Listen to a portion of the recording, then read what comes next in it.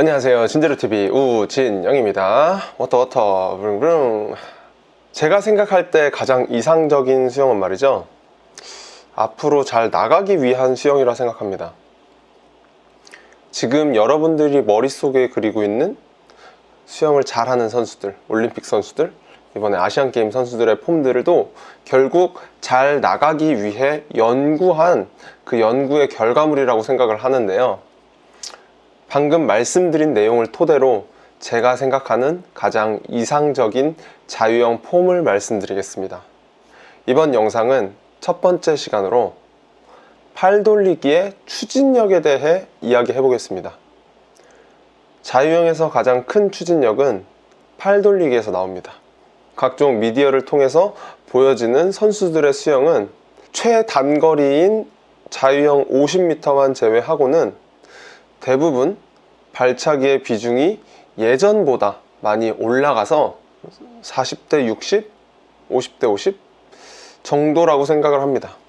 하지만 이 영상을 보시는 분들 대부분은 추진력에 있어서 팔 돌리기의 비중이 더 클 것이라고 생각합니다.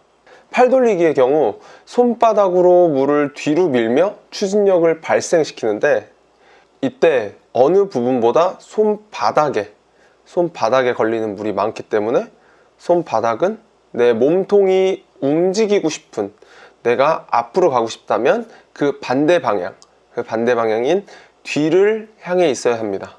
팔 돌리기에 축이 되는 어깨부터 물을 잡는 손바닥까지 두 개의 관절이 있는데, 팔꿈치 그리고 손목, 이렇게 두 가지 관절이 있습니다.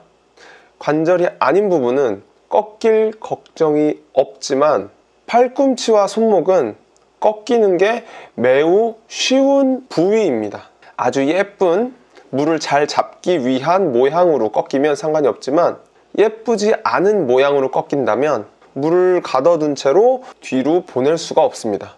수영에서 팔 돌리기는 누가 더 많은 물을 뒤로 보내느냐의 싸움인데요, 물을 많이 보내지 못한다면 잘 하는 게 아니겠죠.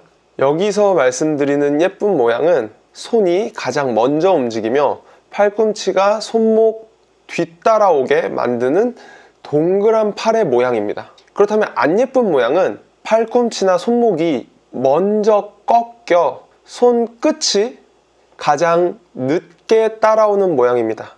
이처럼 물을 가둬둘 수 있는 모양을 해야 물을 많이 가둬둘 수가 있습니다. 이렇게 동그란 모양, 손끝이 먼저 움직이는 모양의 손이 어깨 지점을 지나갈 때쯤 팔꿈치는 점점 옆으로 와서 동그란 공을 안고 있는 모양이 됩니다. 단, 이때 팔꿈치나 손목이 움직이는 방향 기준으로 일직선이 되어야 합니다. 손바닥도 이때 여전히 뒤를 바라보고 있어야 하겠죠. 팔 돌리기가 중간 지점을 지날 때쯤 점점 팔꿈치가 몸에 붙으면서 손이 팔꿈치를 뒤따라가는 모양이 되는데, 이때 팔꿈치가 몸에 붙으며 굽혀지는 움직임 때문에 손을 뒤까지 못 빼는 현상이 많이 발생합니다.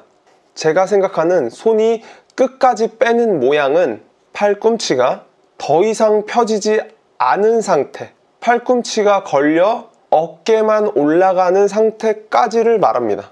이때 역시 손바닥은 뒤를 바라보고 있어야 하고, 바라보고 있는 상태에서 점점 손바닥이 안쪽으로 들어오며 손목 스냅까지 이용을 하며 위쪽 방향으로 꺾이는 것이 좋습니다.